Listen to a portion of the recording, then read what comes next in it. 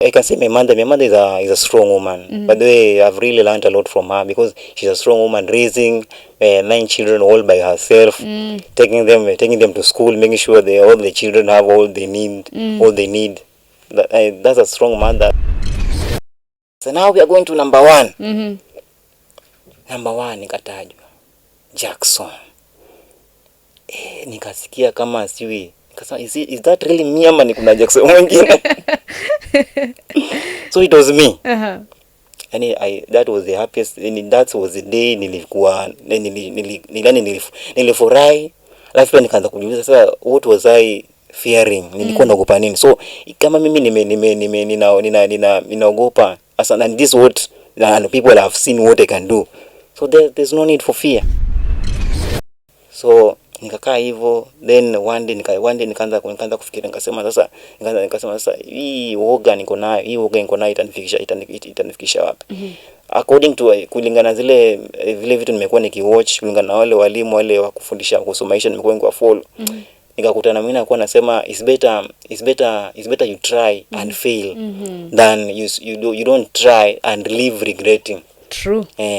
Sasa nikasikia huyu anasema it's better you try and you fail, ujifunze, than ukose kujaribu kabisa huko ukiregret. So nikachukulia form, nikasema let me just try. If it fails, I'll learn from it. Sasa nikasema okay, acha nijaribu. So there you are, trying but doing really amazing. Yeah.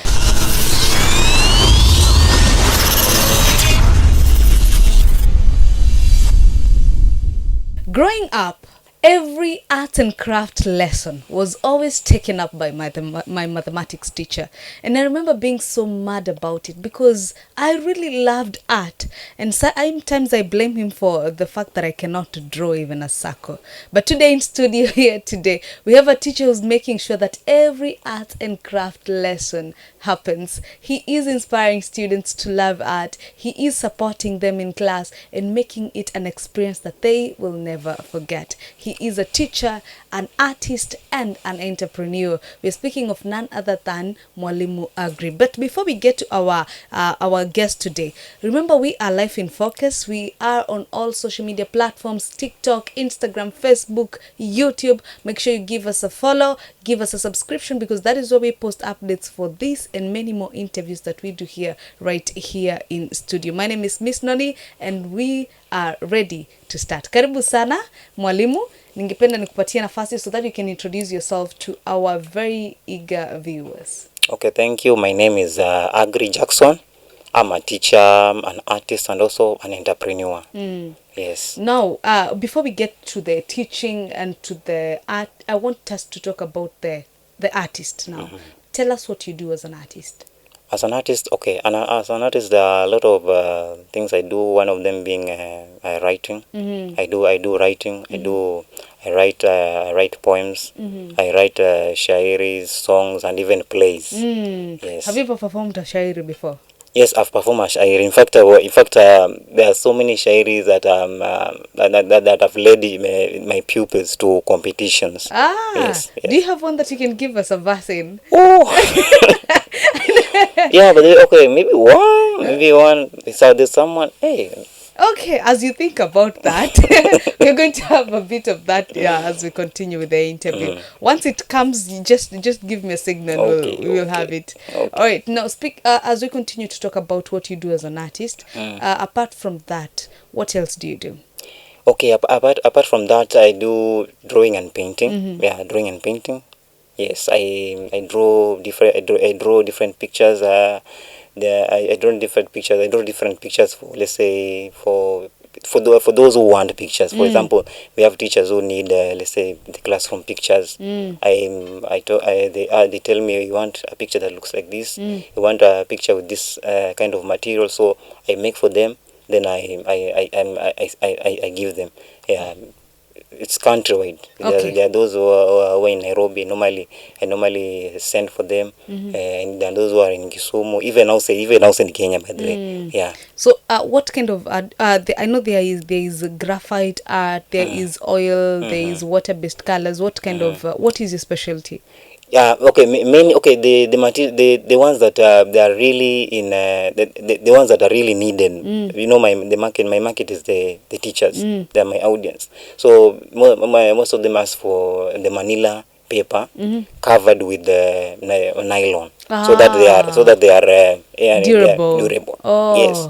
Oh, that's really interesting. I think you should share with us some of the photos of the work that you've done so that we can Okay. share with our Okay. viewers so that they Okay. can get to understand what you're talking about. Okay. No, there's something that you've done with this because most of the time when you meet artists on platforms, they're just doing it for the sake of doing it, but you've turned it into a business. Yes. Please tell us how you did that and how that is going for you.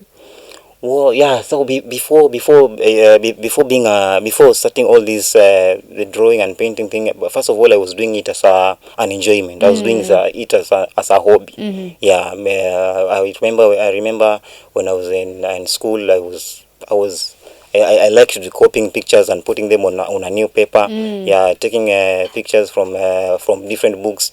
So during that time, I had a mother who was supporting me.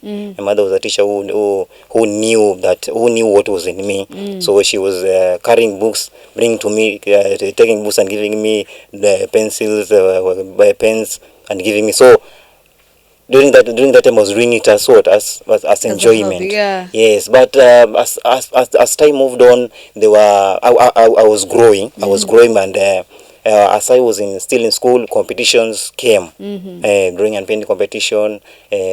So I was among them. I was among them, and I can tell you, there's none. I can tell you, I was one of I was the best. Yeah. Yes, I remember the last competition I was in.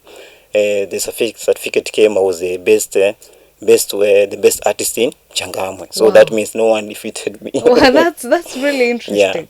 yeah. Now, is there a painting that you have ever done and you really, really, there's something that I learned about artists. Sometimes we make art and it becomes like our baby. It becomes so personal and we don't want to part with it. Have you ever made such a piece? Oh. There are some works. There is some painting I've done, and also some pictures. I think I will share them with you on my late. Yeah. Yeah. So they're there. Yeah, they're there. Yeah, there are some of their work is all on my social media platform. Yes. All right. Now, before we started the interview, we got to talk about your background because I believe for something to be great, it must have a genesis, somewhere it started. And that's what I would like my viewers to get to understand because I know there are people who are at your starting point. That moment when you started drawing, there's somebody who's right there and they need the encouragement that it is possible to get to where you are right now. Now, let's go back to your childhood. Where were you born? Or who are your siblings? Or where did you grow up? Shout out to your mother who you have already mentioned, who did an amazing job in Exactly. nurturing you. Yeah. So by the way, I've grown in Mombasa. Here in Mombasa. Yeah, my mother is called Madam Clementine Ilawa. Yeah, she's a teacher by profession, a government teacher, but now she's a retired teacher. Yeah, so I can my mother raised us as a single mother because my father died when I was young. A long time ago, I didn't even enjoy a lot of time How with them. old were you? If I can remember, I can say if I can remember, he was around 5, Oh. and 5'4" there. If I can remember, yeah. So so you cannot even say we had certain moments with him. Yeah. So if as a child you just wake up one day you are told you can't see someone else, but because you are young you cannot understand Yeah. until when you grow up you'll hear. Your father, you had someone called this and this was your father and died. So my mother raised, and we were raised as A by single only parent, yeah. a single parent. So we are five brothers and 4 sisters. Uh-huh. Yes, yeah. That's really, really powerful, because we are living in a generation where we only want one child. Others wakienda sana they have 3. Na ukisikia mtu akona watoto 3 unashtuka. And here you are with you're 9 of you. Yeah, we are 9. Yeah. How was that household? Oh, okay. I can say my mother. My mother is a strong woman. By the way, I've really learned a lot from her, because she's a strong woman, raising 9 children all by herself, taking them to school, making sure all the children have all they need. That's a strong mother. So up to where I've reached, I can say it is my mother. My mother, okay. My mother, you can say she has never depended on anyone. She has been herself, raising us from where we were young until now. At least everyone has finished school. Yeah, so my mother has played a very big part in my life. I've learned a lot from her. And if let's say if she was not strong, maybe I wouldn't be here today. Yeah, it means a lot. Now, in your family, you are 9 of you. Yes. How many of you have the same talents as you do? Okay, as I can say, okay, what I know is only me. It's only me having the talent of drawing and painting. The artist. The rest are they do other things. Yeah, the rest they do other things. Okay. Now, in your growing up, when did you realize that you actually loved art, and when did you start practicing it? So since when I was young, since I was young, the issue of taking books and copying the pictures. So during that time, that was when I was growing, and then a time came when I wanted to put it into practice. So that's when the competitions came. But the way I grew up in a life, I can say, in a life of fear. I can say during when I was young, I had this thing of fear. You feel, I don't want to. What will people say? I was that child who doesn't want to be seen by people. I fear, if nikitoka yule atasema nini, yule wataniona vipi, watanicheka. So I was that child who didn't want to be seen. But I didn't want to be seen, but my work was seen by people. Kazi kitokea inabidi mwenyewe people wamesha Aggrey can do this work. There's this competition coming. The teachers are calling me. There's this competition coming. We need you to be there. So when I remember this time when this was the first competition. I remember this was the first competition that I was in. So it was a lot of schools came where we were given a theme on drawing. It was a thing. It was about the environment. We were given all the requirements there. It was my first competition. So we were taken into a room, different schools. We were put into different rooms, and we were given time. Draw, do a painting about environment. So we did the work. And when the time was up, our work was taken. So now people were called in a big hall, in a ground, to stand and wait for the results. So I was there saying, my heart was just you want to win, but you don't want to be called. My mind was telling me, wewe ni ule tu wewe ni mwoga, you don't believe in yourself. What are you expecting? Kasema it's okay. So the names were being read from number 3. Yeah. So number 3, I remember, was a certain guy. Number 3 is flani. Yes, when I had number 3, I already broke down. See mimi. Kasema kuisha sasa, kama number 3 ashatajwa na mimi siko, because I am expecting to be the last one. So I didn't believe in myself. So number 3 akatajwa, akapewa hizo zawadi nini, akapiga makofi, akachukua kamera nini, the camera people were there. Then number 2 akasema okay, I'm already nimeshachoka. Sasa acha I have already given up. Number 3 ametajwa, so acha tusikie number 2 pia. Number 2 haya fulani. Kasema sasa siko sasa hapa. I'm already ni kama nishatolewa kwa hiyo competition. I'm not there anymore. Sasa nikangojea tena, nikasema now we are going to number 1. Number 1 nikatajwa Jackson. Nikasikia kama siwi. Nikasema is that really me ama ni kuna Jackson mwingine? So it was me. yani that was the happiest, yani that was the day nilikuwa nilifurahi. Alafu pia nikaanza kujiuliza sasa what was I fearing, nilikuwa naogopa nini? So kama mimi ninaogopa asa, and this what and people have seen what I can do, so there's no need for fear. There's no need for fear. That the fear I was having, then it was nothing. At now I've seen the results. That means I'm not supposed to fear anymore. That's really inspiring. There is a saying ambao Gen Z sahi tunasema, do it scared. Yeah, do it scared. Do whatever you want to do, whether you're scared, but just do it scared. And I think you are a clear representation of doing things scared. Yes. So to move on, umeanza kuwin hizi competitions. Mama yako anakuletea vitu za kuchora, so your art is growing and growing and growing. At what point do you get and you realize that this thing can go beyond mimi kuchora for fun? This thing can be a business. I can start even exporting my products. I can start even selling my products to other counties. What was that point? Okay, so after finishing school, that is the premises, that's when there were those competitions. So after finishing school, nikakaa hivi nikaanza kufikiria, so nikaingia kufundisha. Nikaingia hiyo sasa teaching, but you know there's certain calling ambayo ikiingia, kuna mwito, kila mtu ameitwa mwito wake kwa dunia. Na if there kuna hiyo mwito, hata kama utashika kazi nyingine, but kuna mwito utakuwa inakusumbua kweli, nakwambia no, kuna kitu umekosa.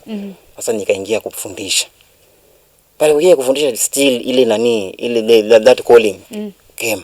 Nasikia tu na just feel naongeleshwa kama there's any na feel there's something missing. Kuna kitu hujafanya. Kuna kitu hujafanya.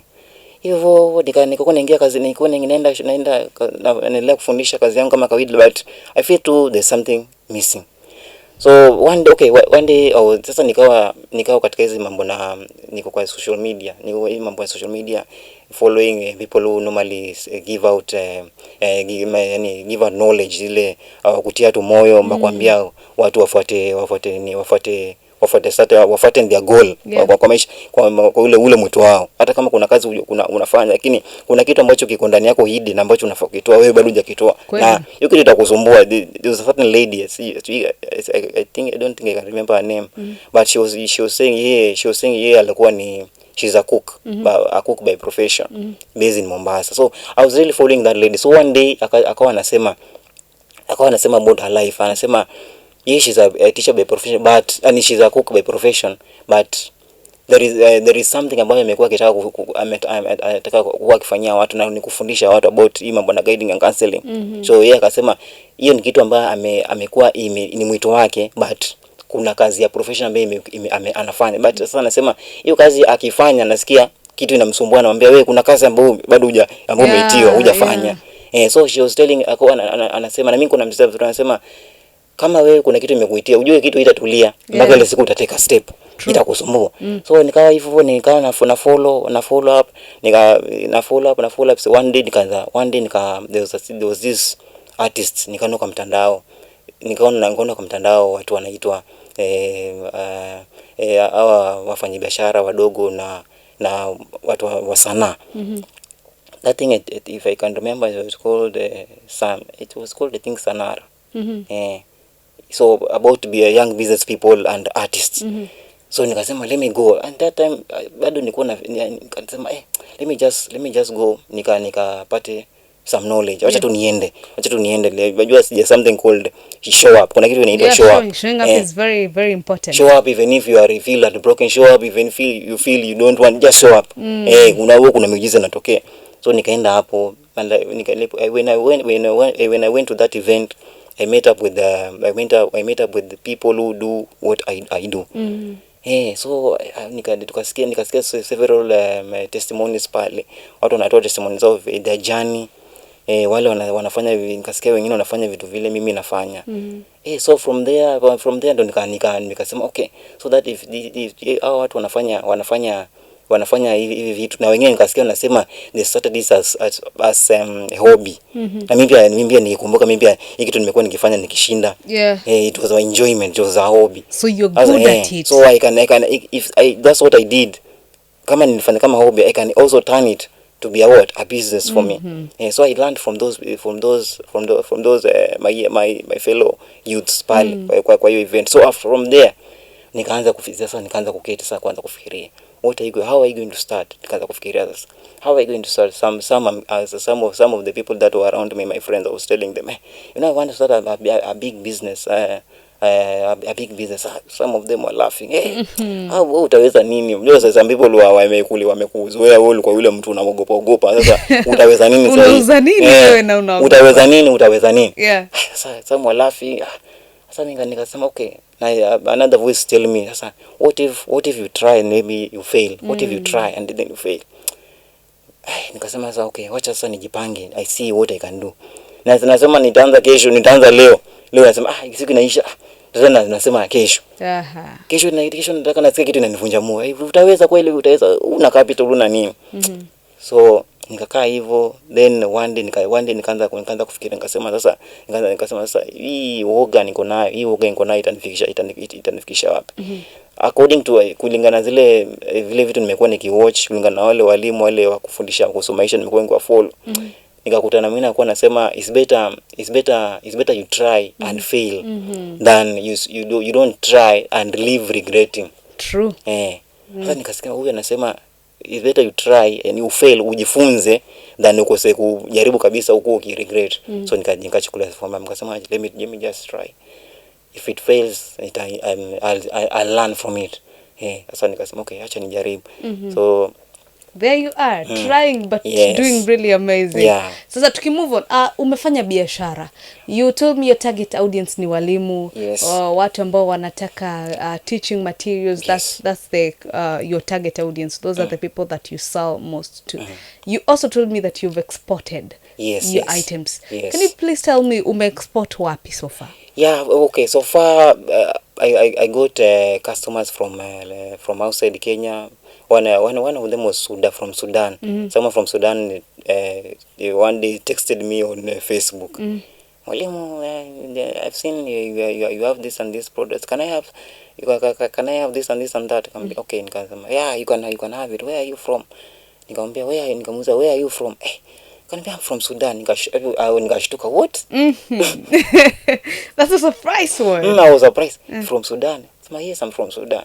So I need these products, unitumanie, unitengenezee these things and this, unitumanie. You can just send me. That was a product ambayo I can send it on WhatsApp. It was she had an event and she need entertainment. She need poems. She need poems for the pupils.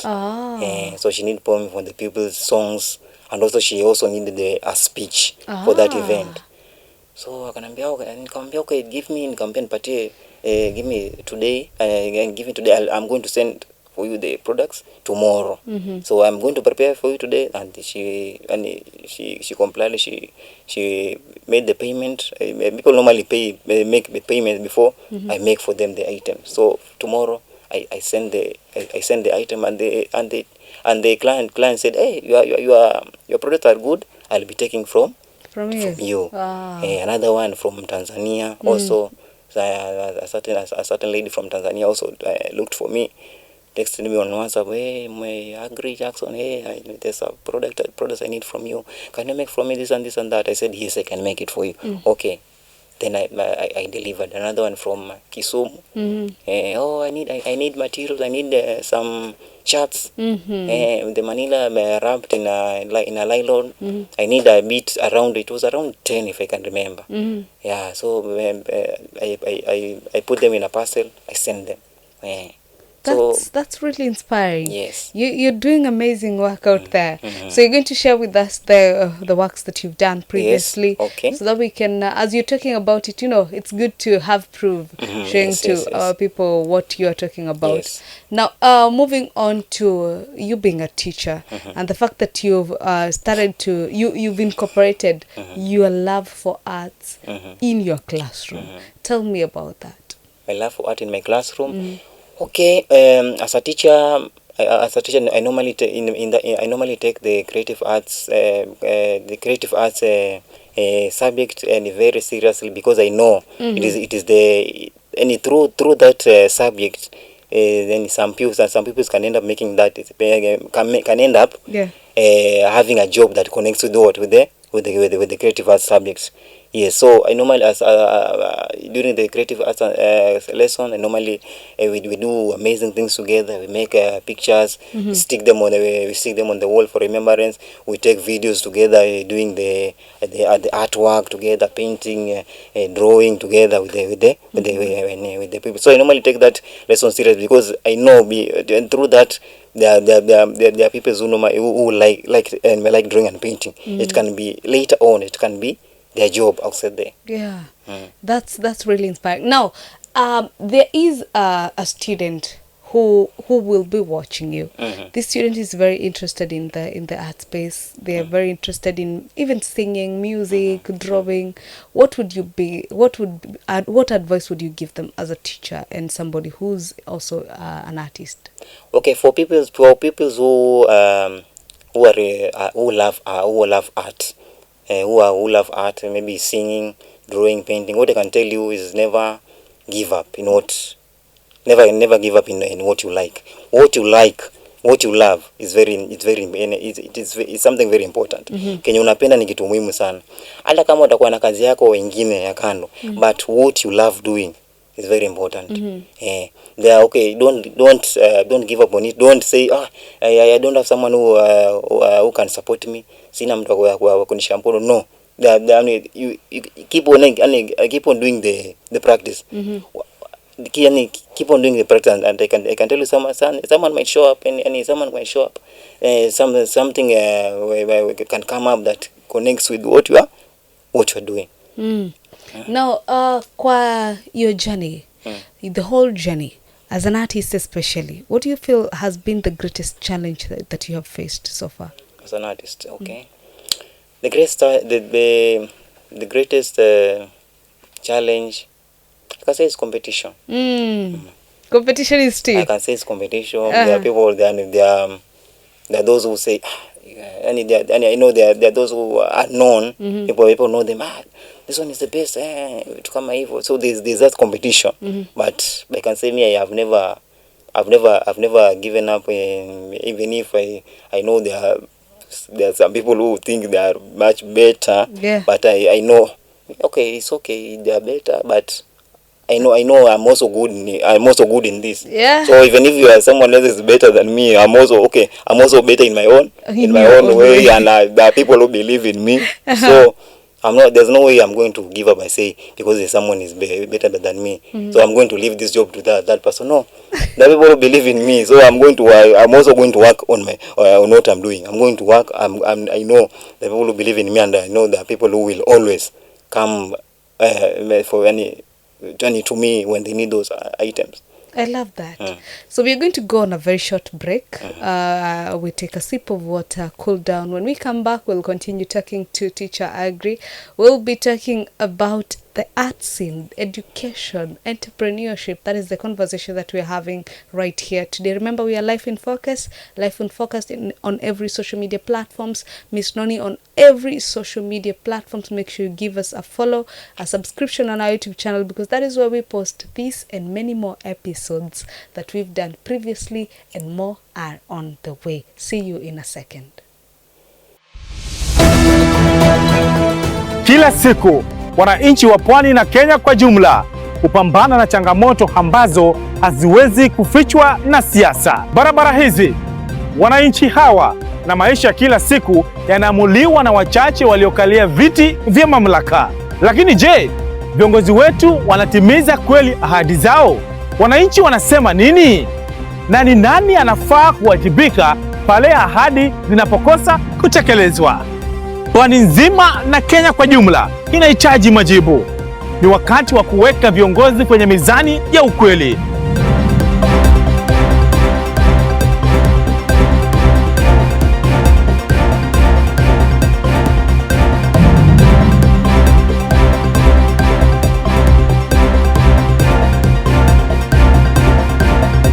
Tunachambua, tunahoji na tunawajibisha. Mimi ni David Otieno. Ungana nami kwenye The Power Seat.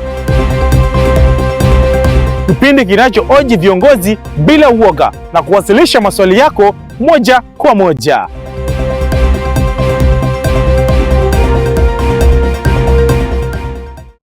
Welcome back to this episode. Today we are talking to a teacher, an artist, an entrepreneur, a man who's making art very beautiful to the students that he teaches, and he's making it very, very profitable as a business.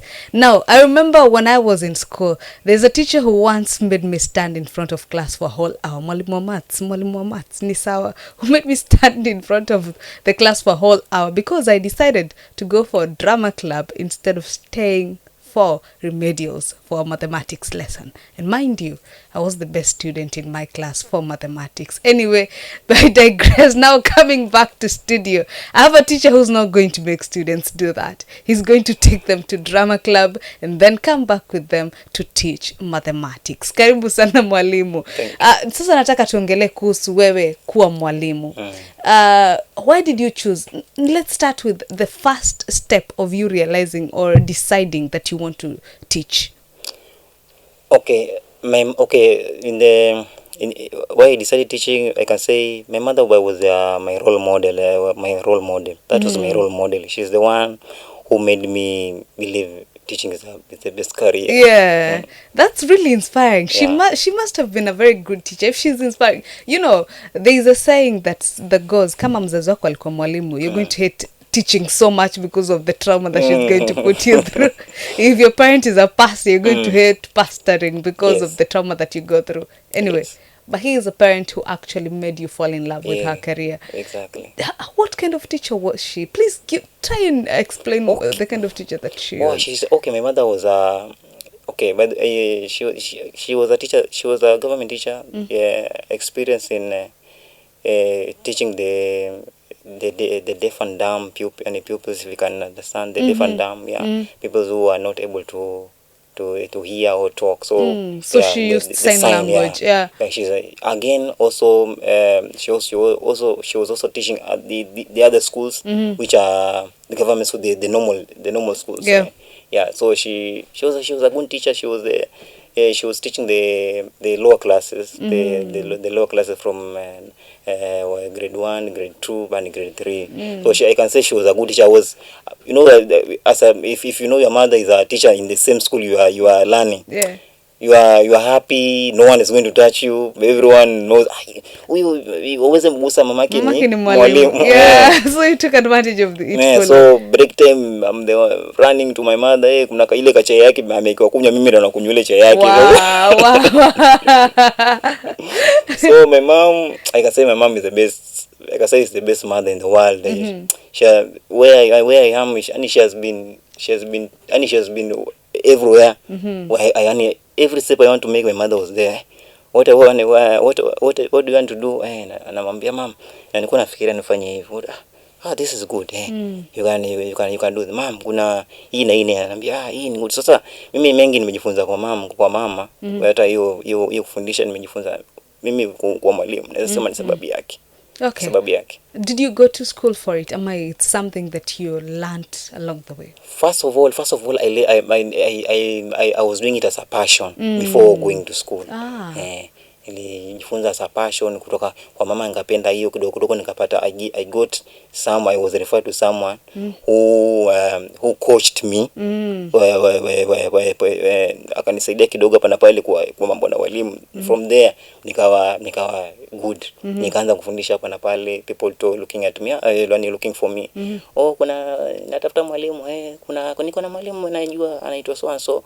Maybe nikikupatia namba yake mtaongea mwelewani. Nikasema napigiwa simu, unataka kuna shule mali nataka mwalimu hivyo.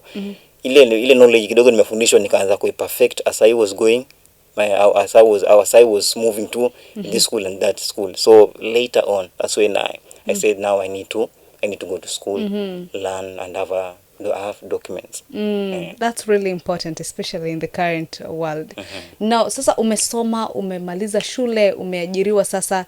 kama mwalimu ambaye ana vyeti. Yeah. Kufika shule, unajua when you look at the curriculum, we have a national curriculum. Kenye mtoto wa Mombasa anasoma ndio mtoto wa Kisumu anasoma. How do you incorporate arts? Kwa sababu you are an artist first, yes, into the education that you're giving the students. Okay, okay. First of all, if you have a teacher if you have a teacher in your school who is an artist like me, who is good, who loves singing, who loves the drawing, who loves any poems, issues of dramas and plays, I can say that one is the best teacher, because every lesson it'll be entertaining. Because even right now, when I get into class, first thing we need to do is singing. First thing. In every lesson, let's say maths, I've created a song for that maths. Yeah, wow. for that subject. So tukiingia tu hivi, it is maths. Sasa unajua nakuja, you can just find them washaanza kuimba ile nyimbo.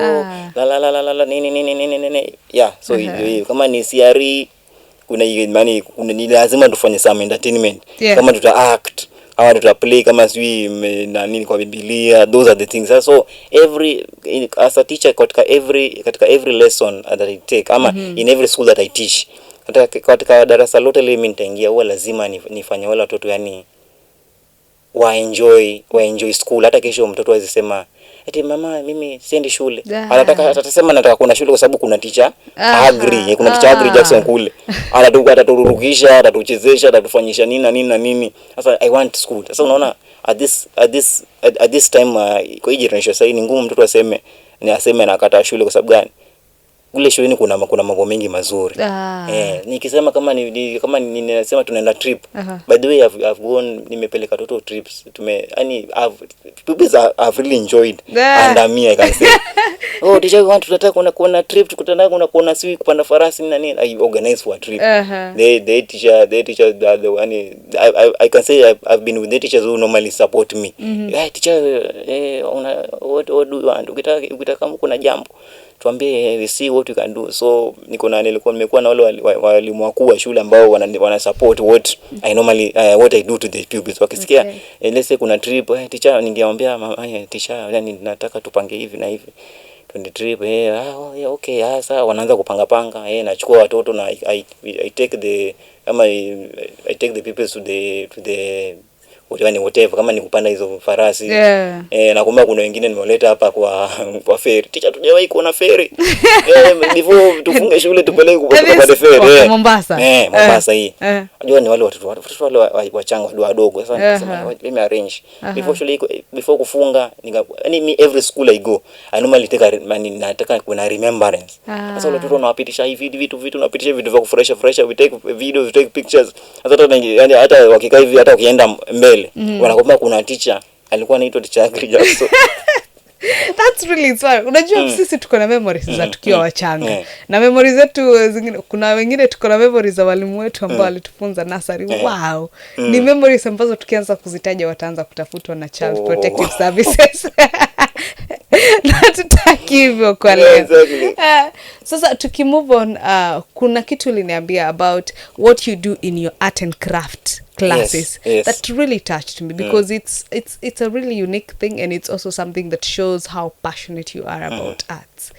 Please tell my viewers. Yes, so in my art and classes, first of all, I normally make sure that the people have all and everything that is needed. A lot of the things that are needed in the art lessons, I normally ask for the parents to make sure that they have money, if the colors, the drawing books, even the manila papers. So I normally update I normally ask the parents, make sure that every child has my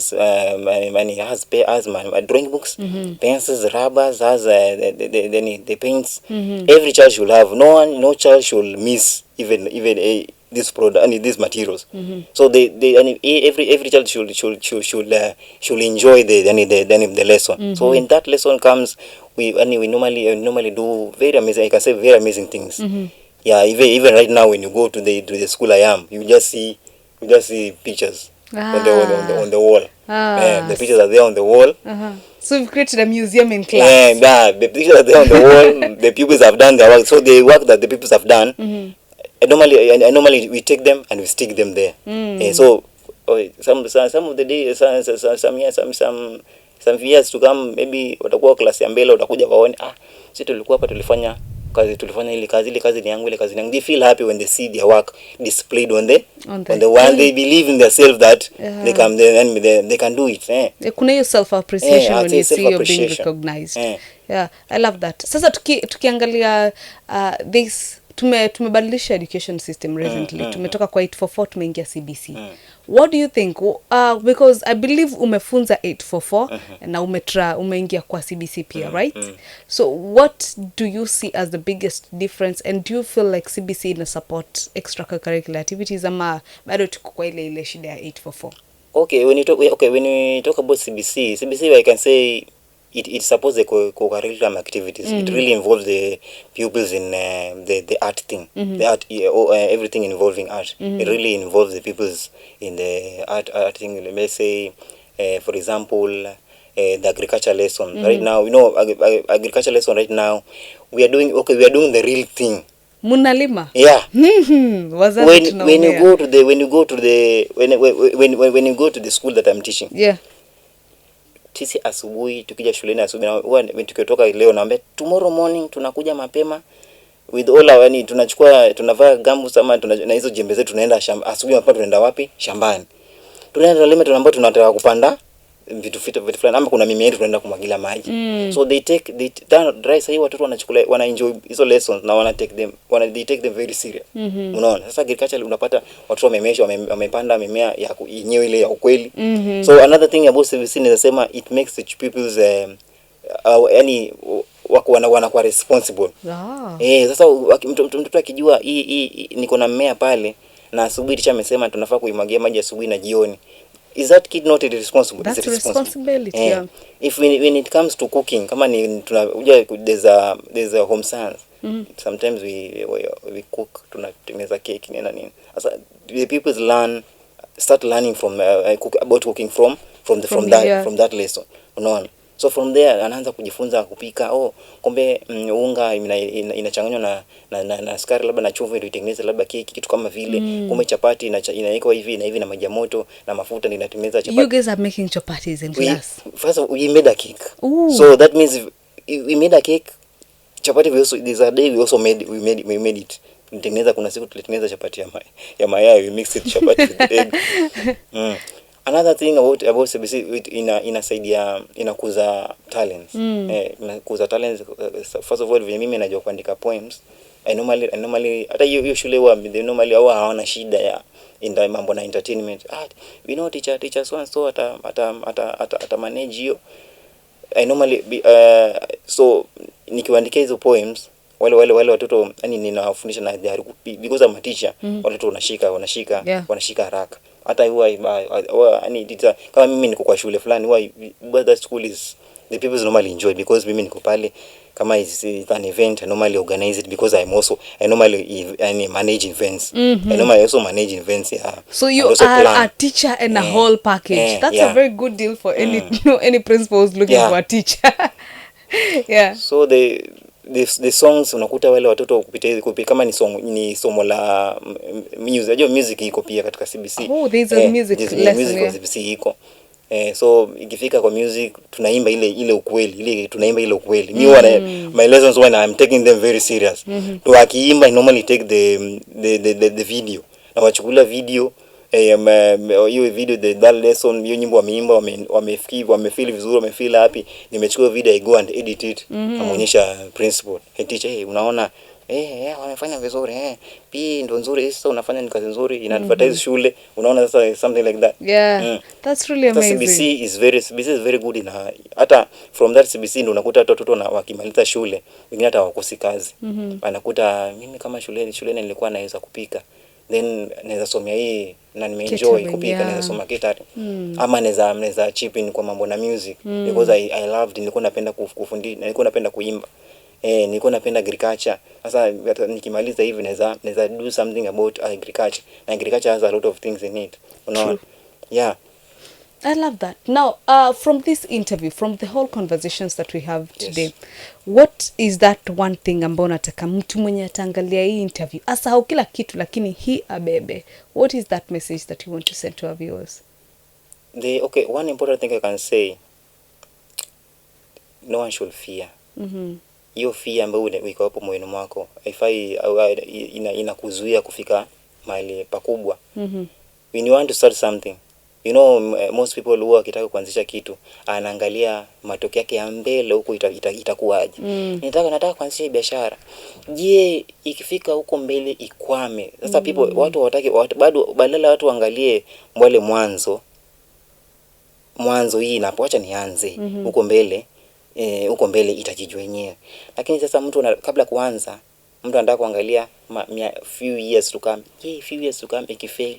So watu watanicheka. Ikifail, so watu wataniambia nilikuwa najisikia sana. Sasa that fear of stop listening to what people say.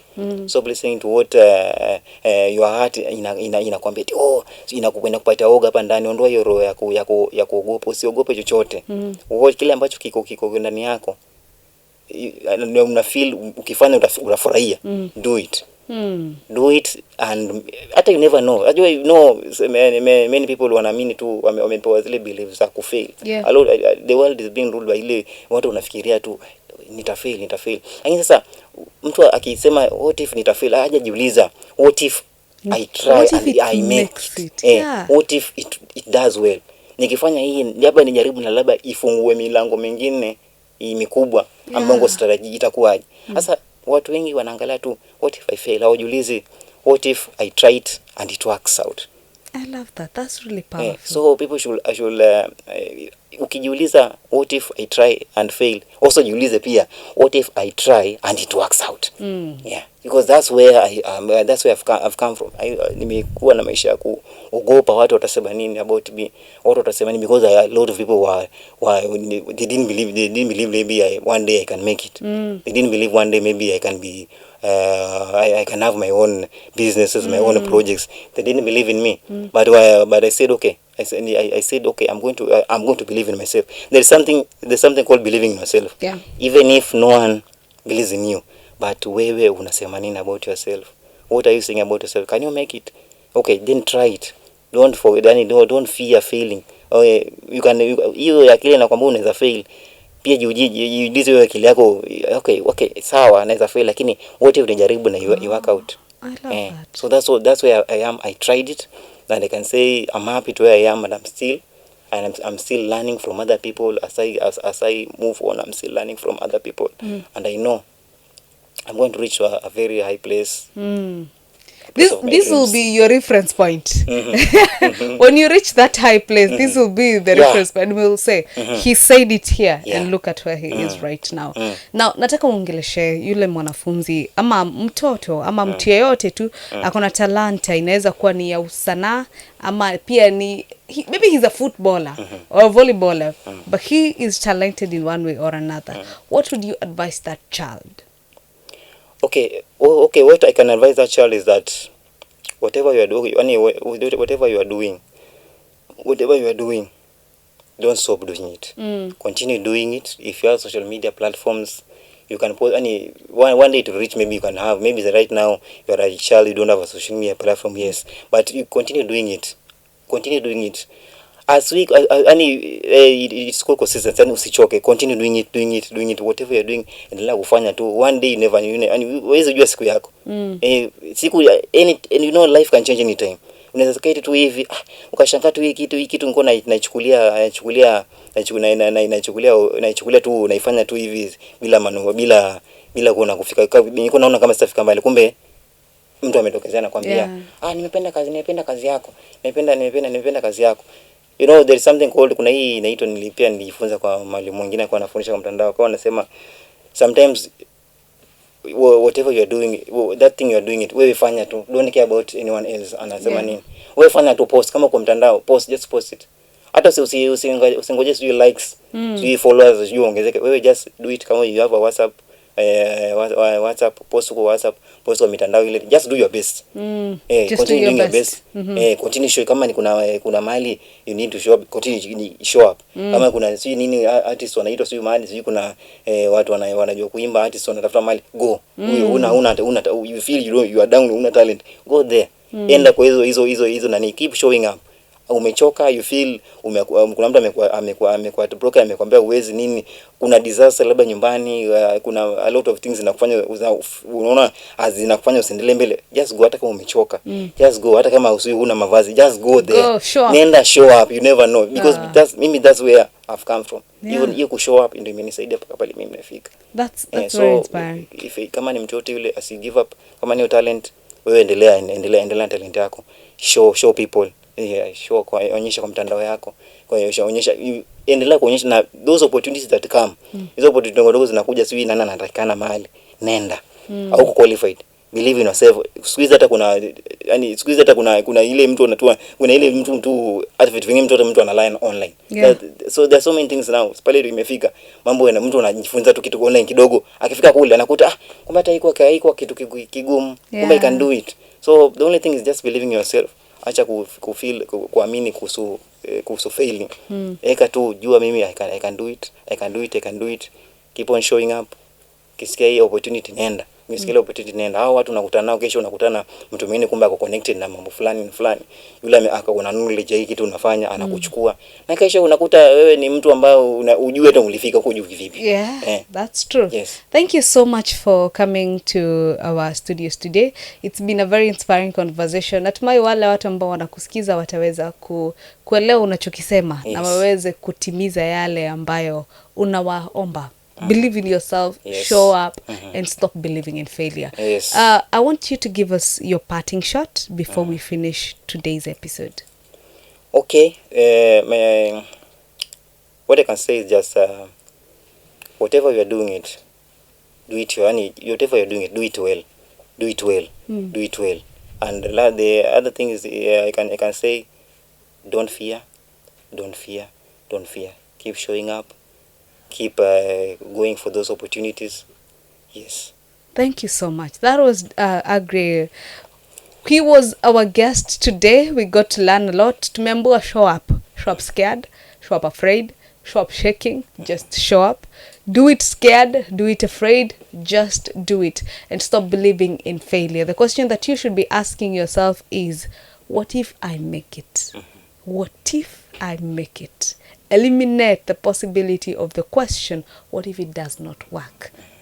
That is really powerful. That is very inspiring. And I hope you, my viewer, gets to listen and take that away. My name is Miss Noni. This is Life in Focus. But before we go, najua kuna watu wataniambia, Noni ulimaliza na hukumwambia tuambie tunampata wapi? Noni, yes, please tell us where can we find you on all social media platforms. Okay, my social media platform utanipata Facebook ni Mwalimu Aggrey Jackson Kim. Kim ile fungu KEYM. Utaona tu mtu amevaa a red coat with a laptop. My business account is Aggrey Arts and Creations Limited. Aggrey Arts and Creations Limited. What about my phone number? Yeah, you can share your phone number. It's okay. My phone number is this is my phone number 0769 968 103. 0769 968 103. It is it's on WhatsApp. You can call me. We can talk. You can call me. I can encourage you. Yes. Thank you so much. And all our social media platforms, we are Life in Focus everywhere. TikTok, Instagram, everywhere, paka YouTube. So make sure you give us a follow, like, comment, share, and subscribe to our YouTube channel, because that is where we post these and so many interviews that we will be having right here on Life in Focus. My name is Miss Noni on all social media platforms, and until next time. Mwalimu Matsu ulisema hatufiki mbali kwa sababu tulienda drama club. Hapa ni wapi? Kwaherini.